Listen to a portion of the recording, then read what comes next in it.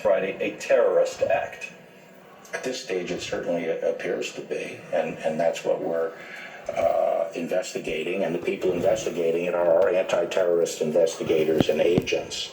I would say that we appreciate the fact that the kingdom has been cooperative so far, and we hope and expect that that will continue. Are they allowing, for example, FBI agents to go into Saudi Arabia and question people about this man's background? I don't want to get into the details of the investigation. I ask only because in the Khobar Towers, for example, investigation, in some of the past investigations where the FBI has wanted to do things in Saudi Arabia, it hasn't gone very smoothly. As far as I'm aware, right now, we are satisfied with the cooperation we're getting. I haven't heard anything otherwise. You gave a speech last week here in the building, a award presentation to some police officers, and you said something that got a lot of attention. You talked about how people applaud when military veterans, they see them in the airport, people come back from combat, they get ticker tape parades, not so for police. And you said, this is a quote, "If communities don't give that support and respect to the police, they might find themselves without the police protection they need." What did you mean by that? Yeah, that was a somewhat condensed version of a speech I had given to the Fraternal Order of Police in New Orleans. And we're in a crisis right now. It's not something that has been adequately covered by the media, but we're in a full employment economy. And one of the toughest jobs we have in the country is policing, and it's getting tougher and tougher. These are the points I was making, and I said this in that recent, more abbreviated version. And so it's very hard to recruit people these days in this full employment economy for these tough jobs. That's why virtually every police force in the country is way under strength. They have vacancies, and as the jobs get tougher, we're seeing a very high suicide rate now among police. And I'm saying that we have to focus on this and start valuing the people who serve us as police officers and show them support and respect, just the way we do our military forces, or else we're not going to be able to attract people into this profession, and we're not going to end up with police forces. That was my point. But you're not saying that people shouldn't criticize the police if they think there's misconduct? No. How long do you think, just to go back to Durham for a moment, how long do you think his investigation is going to take? Do you have any sense of how long he's going to take, and what will we see when he's finished?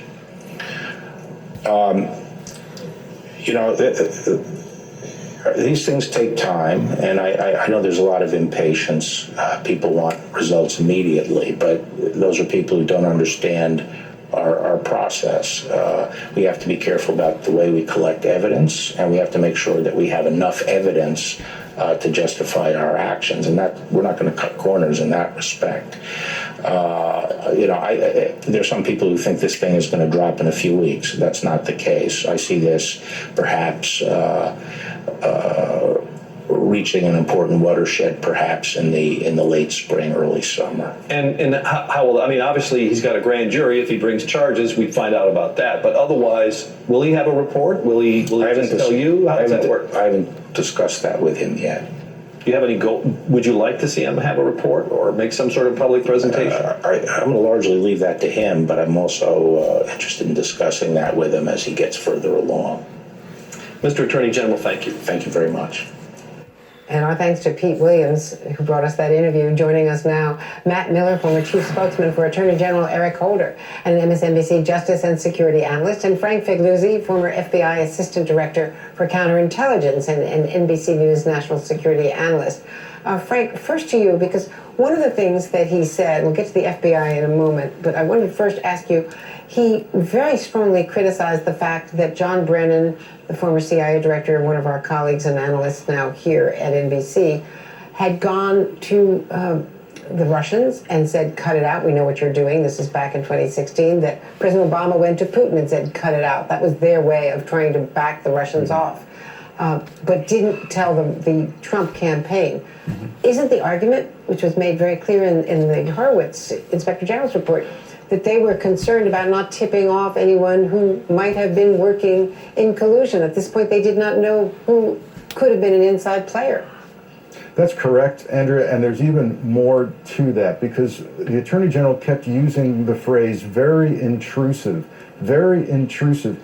And in fact, what I would say is the FBI chose the least intrusive means so as not to mess with a national election and presidential campaign. By that I mean, if the alternative Barr wanted were for agents to go knocking on Trump's door and open a case and make it very open and blatant as to what was being investigated, he would be screaming bloody murder that the FBI was interfering with a presidential campaign. So the FBI chose to quietly and discreetly use human sources, talk to the other side, warn them to stop, and on this issue of not having briefed the Trump campaign on what the concern was, that's just not correct because the campaign received defensive security briefings on foreign intelligence operations, and they were told if they saw any of this kind of thing, they were to report it. They did not. So the FBI was operating on the premise that these people could not be trusted and that they had to do this discreetly to ensure not to mess with an election.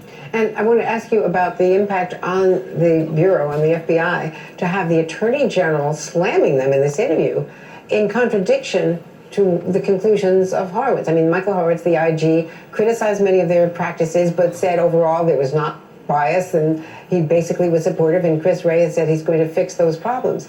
But this is a very strong criticism from the Attorney General against the FBI. Well, look, the FBI, they're all big, grown adults, men and women. They can take criticism if it's healthy. But this is unhealthy because what the Attorney General's doing is he's shopping for outcomes, not searching for facts. He's more interested in dragging this out with John Durham and the timing of it and when we're going to hear about this. And then let's look at this, what I call a violation of DOJ policy, both with Durham's statement and with Barr's interview today. In the middle of an ongoing investigation, both Barr and Durham are issuing statements. Now the Attorney General's on television talking about an ongoing investigation. And while he says it's premature to talk about the outcome, he found no qualms about using words like a sham with regard to the dossier, false with regard to the dossier. He's conflating his problems with, and they're valid issues and questions, his issues around what it should take to open a case on a presidential campaign. That's a healthy discussion, and what he's saying is they got it all wrong. Well, guess what? The Inspector General found the FBI got it all right with regard to opening each and every one of these cases. If we have a problem with how to investigate campaigns, let's talk about it. Let's change policy. Instead, this Attorney General is again smearing the FBI. And he's also saying he's also saying that there's no information about Ukraine. There's plenty of information about Ukraine. Matt Miller?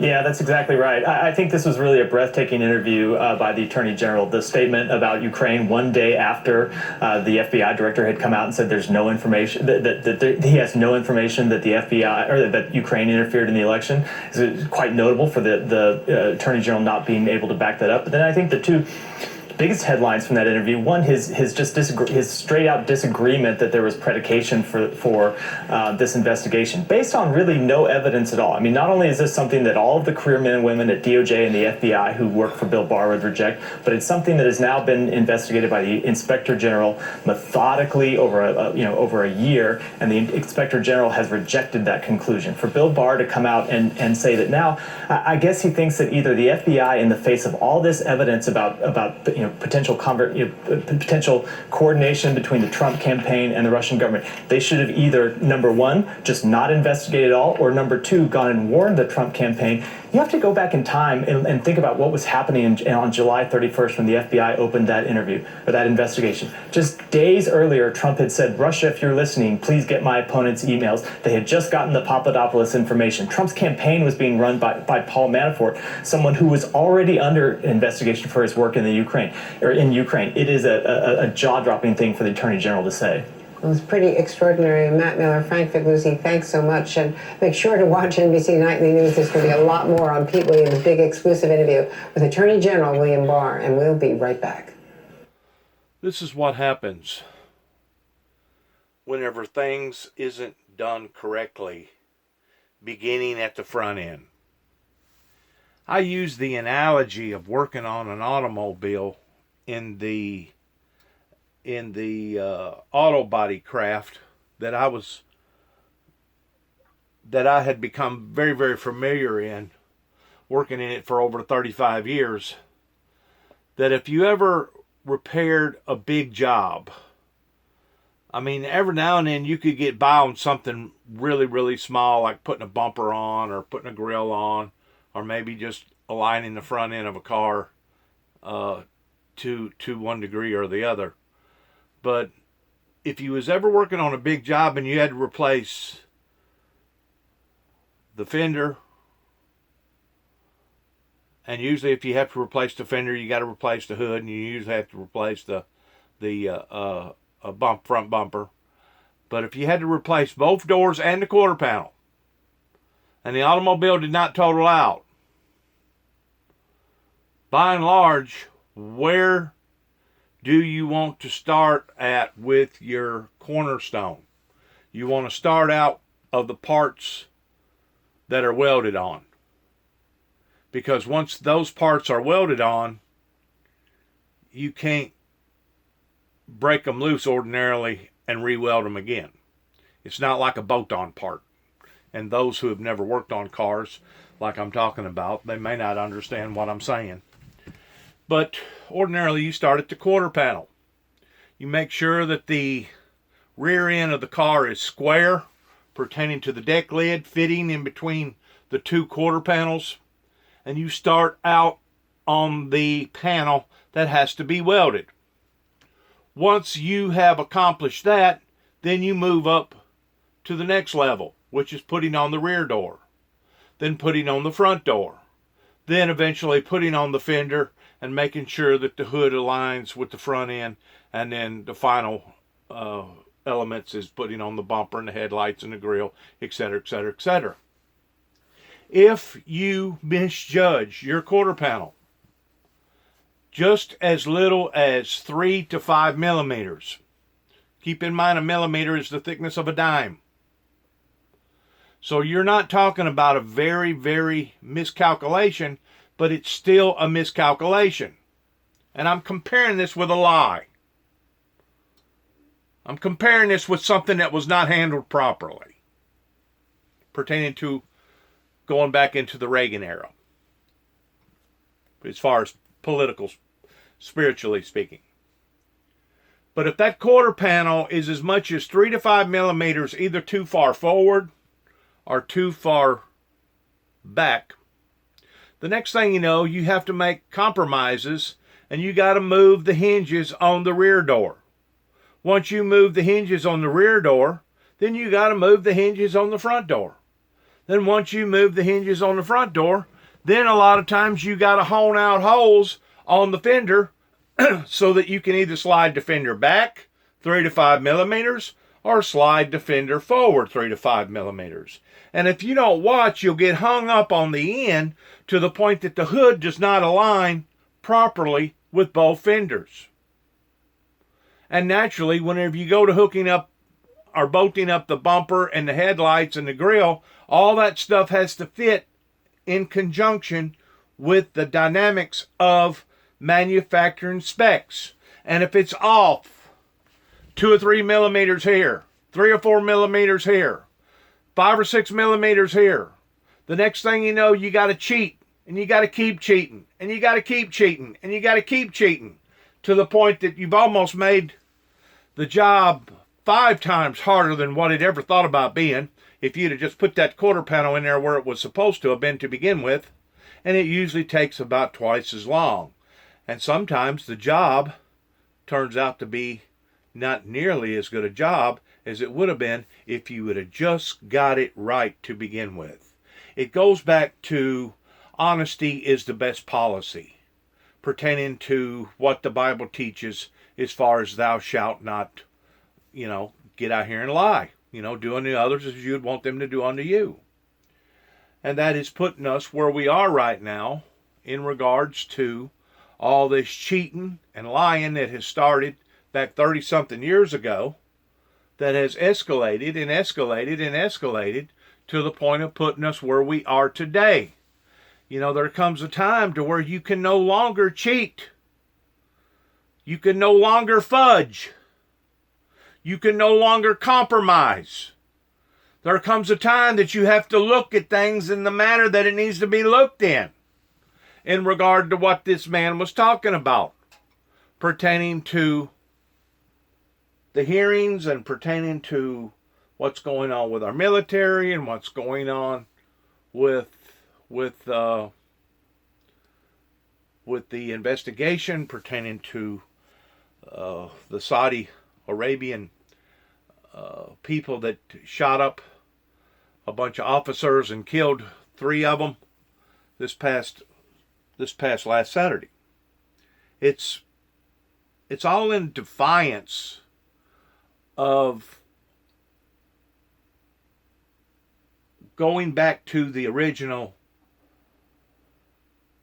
policy, which is honesty is the best policy. Let's back this up one more time and listen to it, just a little bit of this again. I don't want to take away from what he's actually trying to make a point at here. Let's go right here.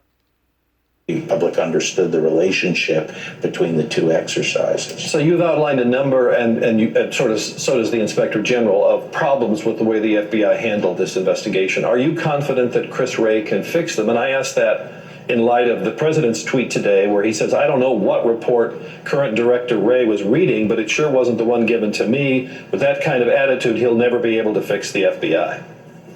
Well, practically speaking, the FBI shouldn't never have to be in the limelight towards having to be fixed. Once more, whenever you start compromising in these type of practices or behaviors, one person starts covering up for another person, similar towards what I was talking about putting on that quarter panel. And the next thing you know, one lie has to cover up for another lie, and that person has to cover up for that person's lie. And ultimately, in the end, sometimes you got a mess. And sometimes, in regard to that mess, sometimes you can't straighten it out. I have actually seen jobs. I was fortunate enough that I never run into them myself.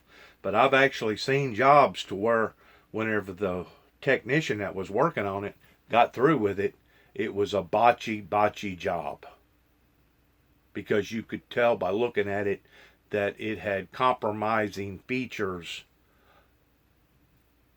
on various panels that was a tattletale sign of the technician that repaired the job did not repair the job properly. Once more, if he did not start out with that cornerstone being right, that quarter panel that has to be welded on. Some of them now you can weld and glue on, but you more than likely you have to weld the majority of it on. But whenever you start out with your cornerstone wrong, the rest of it will have a tendency of being wrong too. And you can cheat to a certain degree. You can cheat a little here, you can cheat a little there. If you're a good technician, and sometimes you can cover up those mistakes. But whenever you have a multitude of mistakes, similar towards what we're looking at right now with our political affairs, that begins with Washington, D.C., it starts out at the White House, goes from the White House to the schoolhouse, to the schoolhouse, to the church house, all the way down to the outhouse. Whenever you don't get the first part right up in the White House, then the rest of it will fall to pieces too as well a lot of times. And that's basically where we are. We're in a repair mode towards trying to realign various things that has been put in place illegitimately, and we're trying to straighten those things out. That way the government itself, with all these different branches and all these different agencies, will become trustworthy again in the eyes of the people. I don't know if that can be done the way that they're trying to do it. I've always used the analogy of the little farmer, that once you have planted a crop and you realize that only about half of it has come up, you've got one or two choices. You don't have a multitude of choices. You only have one or two choices. Choice number one is live with it. Live with a half productive crop that year. That way, at the end of the harvest, your yield will only be half, or maybe not even half again, of what it was before you ever planted. Or, you can always disc it and break it all back under again and replant, and hopefully the second planting will be better than the first planting. That way you'll have a better harvest at the end of the fall. That's basically where we are here in America, pertaining to our government, pertaining to our politics, pertaining to us being $23 trillion in debt, pertaining to us having 2.3 million incarcerated prisoners in jail, pertaining to how much corruption that has been fed into not only the political arena but also the spiritual church arena. That is where we are right now as a society. We can either live with it and go on with this endless grinding of bitterness and backbiting and backstabbing and finger pointing, or we can all come clean and try to get it right, get it better the second time. That's basically where we are. I think Chris has been working hard to address the problems of the past. We've worked well together. The people who were involved in the past are no longer there. He's brought in a new team that I think is a good team. I have confidence in that team. And I think he has set forth a number of specific proposals as to how to address those problems. And I think what the president was getting at, and I feel the same way, is that we can't ignore the abuses of the past and appear to be justifying them or minimizing them. We have to focus on getting it right going forward. So you have confidence in Chris Wray? Yes. Before I go into a couple of other questions, let me just sort of button this up. I think a lot of people will hear what you're saying here and think, well, that's just Bill Barr defending Trump. Your concern about the FBI's investigation is what? Civil libertarian? I think our nation was turned on its head for 3 years. I think based on a completely bogus narrative that was largely fanned and hyped by an irresponsible press. And I think that there were gross abuses of FISA and inexplicable behavior that is intolerable in the FBI. And the Attorney General's primary responsibility is to protect against the abuse of the law enforcement and intelligence apparatus and make sure that it doesn't play an improper role in our political life. That's my responsibility, and I'm going to carry it out. A couple of other questions. Were you ever asked by the White House to talk to anybody in Ukraine about an investigation of Joe Biden? No. Are you concerned that Ukraine has a missing server from the Hillary Clinton emails? Fortunately, I haven't gotten into the Ukraine thing yet. I don't know. I'm not even sure about the nature of these allegations. What about the allegation that it was the Ukrainians who meddled in the election, not the Russians? Are you satisfied that's not the case? I am confident the Russians attempted to interfere in the election. I don't know about the Ukrainians. I haven't even looked into it, frankly. What was your involvement in the department's decision not to investigate the president's phone call to Ukraine? Well, we put out a statement that explained the process, which was the criminal division made that decision and in the process consulted with the senior most career employees who are the experts on campaign finance laws, and that process was supervised by the deputy. But I'm not going to go beyond what we've already said about that process. Well, were you satisfied that everything that was done that should have been done? Absolutely. Let me ask about a couple of other questions. Was the shooting attack in Pensacola last Friday a terrorist act? At this stage, it certainly appears to be, and that's what we're investigating, and the people investigating it are our anti-terrorist investigators and agents. I would say that we appreciate the fact that the kingdom has been cooperative so far, and we hope and expect that that will continue. Are they allowing, for example, FBI agents to go into Saudi Arabia and question people about this man's background? I don't want to get into the details of the investigation. I ask only because in the Khobar Towers, for example, investigation, in some of the past investigations where the FBI has wanted to do things in Saudi Arabia, it hasn't gone very smoothly. As far as I'm aware right now, we are satisfied with the cooperation we're getting. I haven't heard anything otherwise. You gave a speech last week here in the building, a award presentation to some police officers, and you said something that got a lot of attention. You talked about how people applaud when military veterans, they see them in the airport, people come back from combat, they get ticker tape parades, not so for police. And you said, this is a quote, if communities don't give that support and they do today, during the Vietnam era, that helped to pervert, contaminate this country in regard to what was going on overseas, was the very opposite of how that we respond to our patriotism today.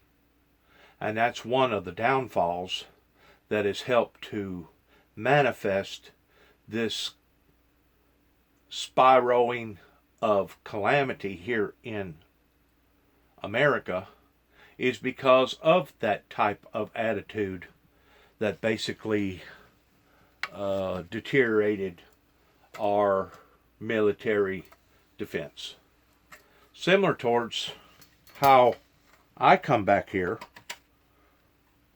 flying various flags representing the red, white, and blue, and putting up signs in regard to the United States military, and these people absolutely went bonkers. It was bizarre in how these people reacted to me coming back here, displaying what I believed in and who I believed in. And I know why that was occurring. They were so dead set in them trying to categorize me, compartmentalize me over into an area of me being a monster, or me being crazy, or me being wrong, or me being a terrorist, or me being a monster of some sort, that they was determined that they was going to bring the final blow into this individual's life, even if we had to provoke him into it.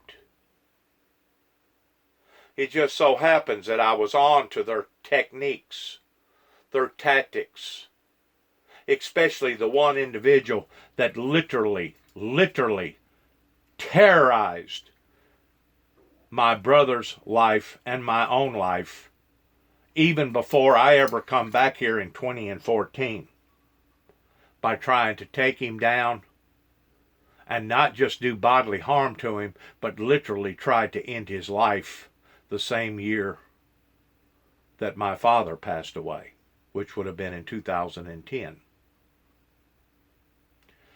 These people can cover up their actions in any form that they want to, pertaining to what they didn't do whenever I was a child growing up that they should have done, pertaining to protecting a family. They can try to nod their heads and plead insanity and make out like, oh, we didn't know those type of abuses was going on down there on that property. But I know better. I know that they knowed what was going on. And it was like the whole family got thrown to the wolves simply because of my father's patriotism that he fought for during World War II and come back with a sickness. Come back with post-traumatic stress that at that time had not been diagnosed in those areas. But to come back almost 5 years ago and to go through the onslaught of being attacked again and again and again and again, and have all these records, all these documents, have all these complaints to the sheriff's department, hire attorneys, not once but a few different times. Dempsey, Younger, there was another one in Union City, I think his name was Bruce Brown or something like that, and to get these type of results speaks volumes about these type of people that I've been living around since 1967, especially for them to unleash the hounds of hell up onto our lives the way that they have out here, in addition to what went on up in Kentucky. It speaks volumes about this so-called Bible Belt area that talks about strong patriotism, but yet no, I don't see none of them that's willing to take up a firearm or just a weapon of some sort and go stand on the front lines. But yet no, they want to degrade me because I'm willing to do it, because I'm willing to actually go after the head honcho pertaining to Lucifer, the main enchilada, the main honcho that didn't just create this problem in the past 25, 30 years or since 9/11, but this has been going on and intensifying towards this demonic, sorcery, paranormal movement now for quite some times. I guess since World War II, that it's been evolving and escalating to the point of where we are now today. You know, it hasn't been too long to the point that they didn't even want the Bible in none of the courthouses. Whenever it come to, do you swear to tell the truth, the whole truth, nothing but the truth, so help you God? It hasn't been until just recently, within the past 2 or 3 years, and this is one of the things that I thank Trump for, is that he helped bring that back into focus pertaining to God Almighty. There has not been but just one courthouse for the past, I'm going to say, since the 90s, since they went through a bad occurrence, that has stood true to not being ashamed of displaying the 10 Commandments or God, either on their walls or outside their walls, and that is the state capital of Oklahoma City, Oklahoma. Which, once more, whenever they put that up, boy, there was all kind of controversy. Just like it was reaching a point before Donald Trump got in office, especially during the time that Obama was in power, that it wasn't even cool to put up a nativity thing with the 3 wise men, Joseph, Mary, and Jesus. We was heading down a road that was unlike any path that I had ever seen America heading down up until about 2.5, 3 years ago. And that's one of the things that makes it so sad pertaining to Donald Trump in the Ukraine era, is that Donald Trump, I really felt like, was on the right track towards bringing this type of illegitimate corruption out into the eyes of the general public so that we could all see it. And now all of a sudden, they're saying that he himself got caught in a corrupt act, which the courts has yet to verify one way or the other pertaining to this. He has now officially been in the process of being impeached. if the evidence that has been presented does not change. In my opinion, he deserves to have that brand of being an impeached president. Now, rather not, he deserves to walk away from his position of not being the President of the United States any longer has yet to be determined by the courts, not by me, not by one particular individual. That's the reason why we have all these checks and balances in our system, which is one of the greatest systems, which is one of the greatest countries in the world.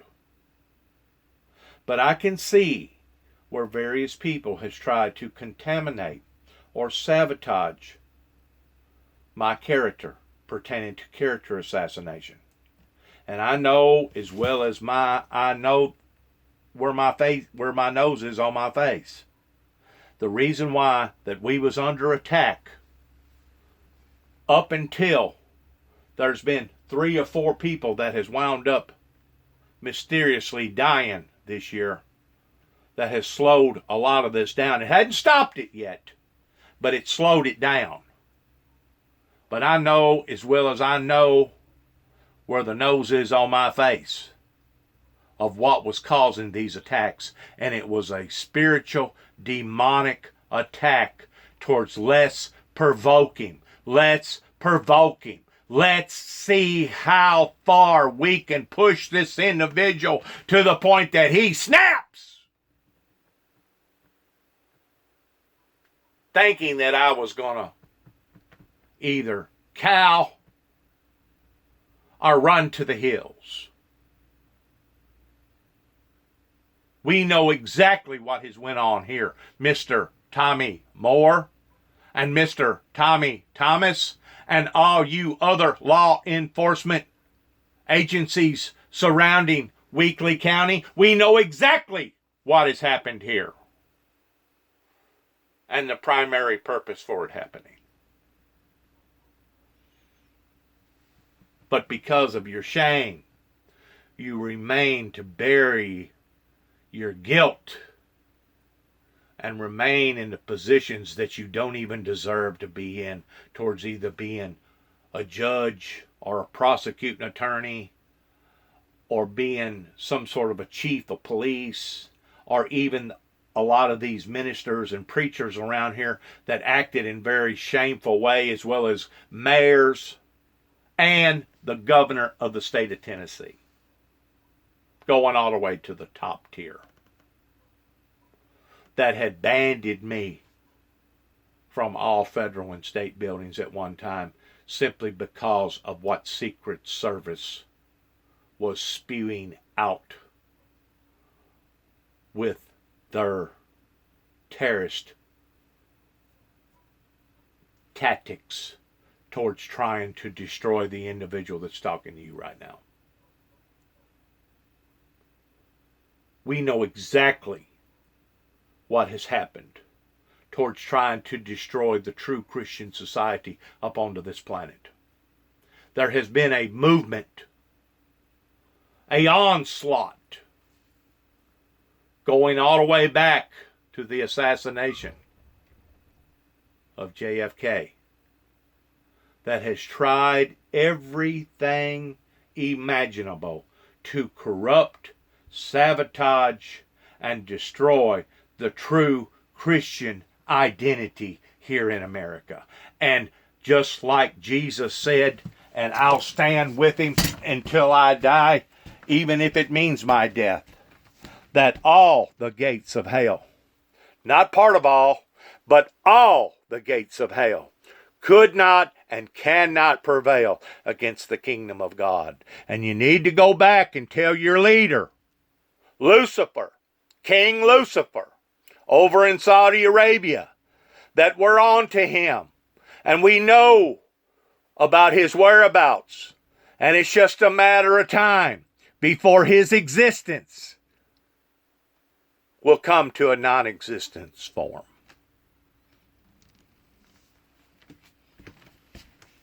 Good luck to all of us. Respect to the police, they might find themselves without the police protection they need What did you mean by that? Yeah, that was a somewhat condensed version of a speech I had given to the Fraternal Order of Police in New Orleans. The Fraternal Order. Not just the regular police, but the Fraternal Order of Police. They're all over America. I can put my hands on 2 or 3 of them right here within a 10 or 12, 15 mile radius. These people stand for trueness. They stand for what's real. They're not bought off. They don't play the politic game. They don't favor one judge or another, or one party or the other. They are real in their stance, in their patriotic stance of being a good Samaritan for their cause. And we're in a crisis right now. It's not something that has been adequately covered by the media, but we're in a full employment economy. And one of the toughest jobs we have in the country is policing, and it's getting tougher and tougher. These are the points I was making, and I said this in that recent or abbreviated version. And so it's very hard to recruit people these days in this full employment economy for these tough jobs. That's why virtually every police force in the country is way under strength. They have vacancies, and as the jobs get tougher, we're seeing a very high suicide rate now among police. And I'm saying that we have to focus on this and start valuing the people who serve us as police officers and show them support and respect, just the way we do our military forces, or else we're not going to be able to attract people into this profession, and we're not going to end up with police forces. That was my point. But you're not saying that people shouldn't criticize the police if they think there's misconduct. No. I think what it is, the police force is coming on to these rich, corrupt politicians that basically control the police force. Now, people like Tommy Moore can blab off all the stuff he wants to blab off pertaining to the sheriff's department being a complete, total separate entity in comparison to his job towards him being a judge. But whenever you go to school with each other, and you've been in the seat that you're in for the past 25, 30 years, the sheriff up here has been in the seat now for 30-something years, in addition to him at one time being just a regular deputy, starting out in his police profession. There's no way for you not to become biased in regard towards if a judge wants this administration, this police administration, regardless whether it's the sheriff's department or putting the pressure on a certain particular administration. There's no way that they can't become biased after you become in power for that long. You got clonies. People that will be willing to do anything that you ask them to do. Which makes it, once more, a corrupt system. A system that is rigged. Based around a quote, buddy system. In other words, it's not, and I'm going to use this in the best form that I know to use it in, and which I've heard this before. It's not who you know, but who you blow. In other words, it's who you take care of. It's one hand washing the other. You pat my back, I'll pat your back. This is one of the most corrupt systems that has ever been generated in America. And it's not just here in Weakley County. It's not just here in these little old small towns. It's by and large across the board, all the way across America, to where you got certain people that if they so much as, such as myself, step on a wooden nickel, oh, we're going to bust this guy. He's a target anyway. Oh, that'll make our careers increase if we catch this guy doing something he ain't supposed to be doing, which is counterproductive. It's counterproductive to not only the police force, but it's counterproductive to the church world. It's counterproductive. They're going to use somebody like me as a target to better and benefit their own careers. That's why they call them politics. A tick is something that latches on to something. And if that tick can latch on to something in advancing his or her career, they're going to target somebody like me that they can go back and say, you see there, we got him. We busted him. He stepped on a wooden nickel.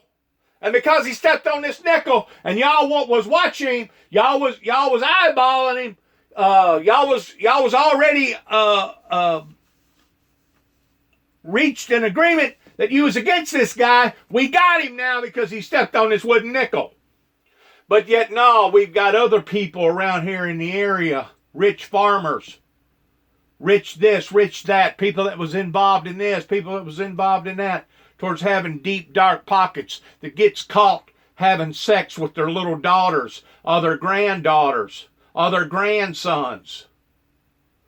A cesspool that basically society turns their head away from, and you don't never hear about that no more. Or the preacher down the road gets caught DUI. That's the preacher to the big Baptist church.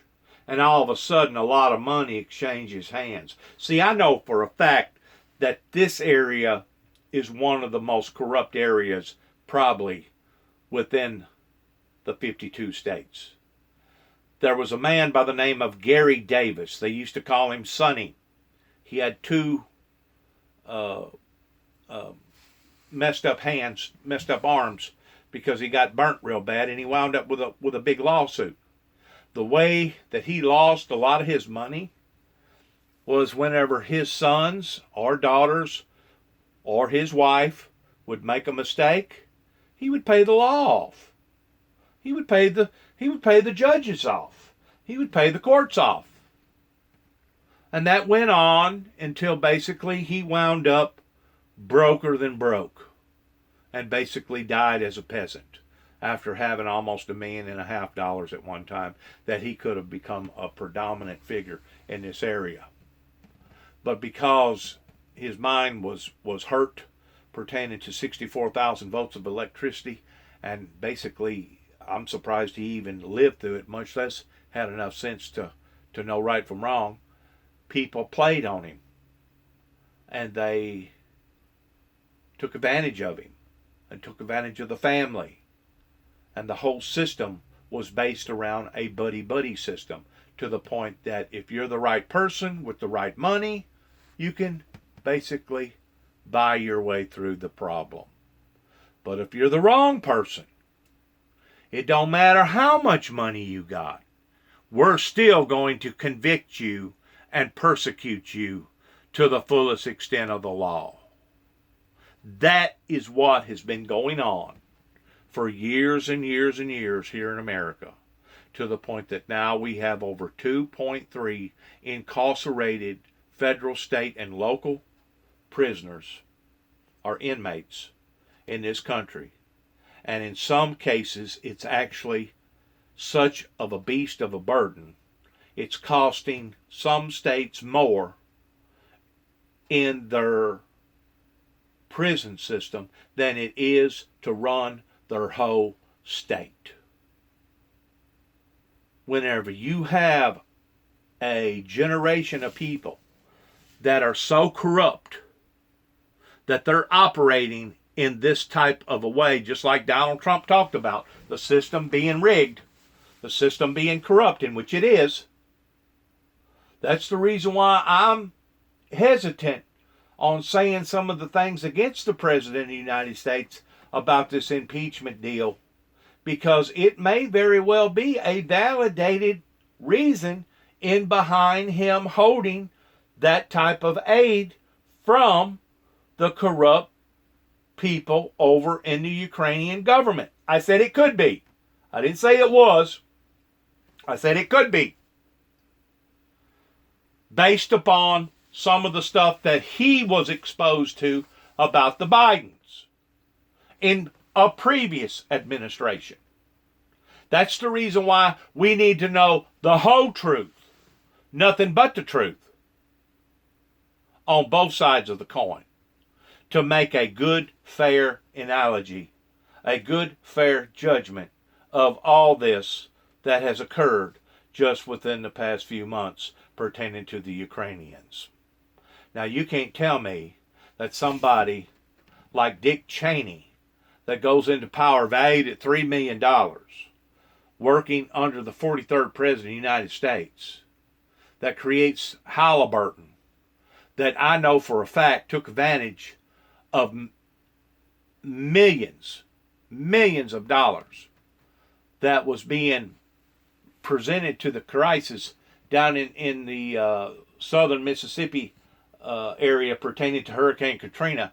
You can't tell me that an individual that's only in power for 8 years walks in valued at $3 million, but walks out valued at almost $50 million, over $40 million, that he's not making money on the side, pulling on the side, that the whole time the Vice President of the United States, Dick Cheney, was supposed to be working for we the people. How come him making a salary of $250,000 a year, staying in there for 8 years, goes from a balance in his bank account of $3 million, now over $40 million? I'm going to tell you why. It's because these politicians get into power, and rather than them working for the people, they're working for themselves. I hope to God that not be the case in the case with Donald Trump. But if it is, then he deserves to walk around with the brand of an impeached president.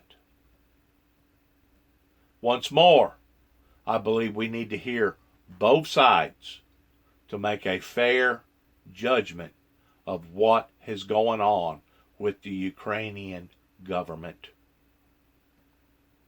How long do you think, just to go back to Durham for a moment, how long do you think his investigation is going to take? Do you have any sense of how long he's going to take, and what will we see when he's finished?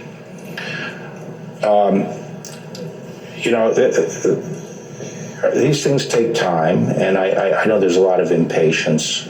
People want results immediately, but those are people who don't understand our process. We have to be careful about the way we collect evidence, and we have to make sure that we have enough evidence to justify our actions, and that we're not going to cut corners in that respect. There's some people who think this thing is going to drop in a few weeks. That's not the case. I see this perhaps reaching an important watershed, perhaps in the late spring, early summer. And how will, obviously he's got a grand jury. If he brings charges, we find out about that. But otherwise, will he have a report? Will he just tell you? How does that work? I haven't discussed that with him yet. Do you have any would you like to see him have a report or make some sort of public presentation? I'm going to largely leave that to him, but I'm also interested in discussing that with him as he gets further along.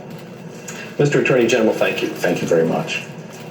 And our thanks to Pete Williams, who brought us that interview. Joining us now, Matt Miller, former chief spokesman for Attorney General Eric Holder. And that'll be it for today. Thank you again to my viewers, and good luck to all of us. Shalom.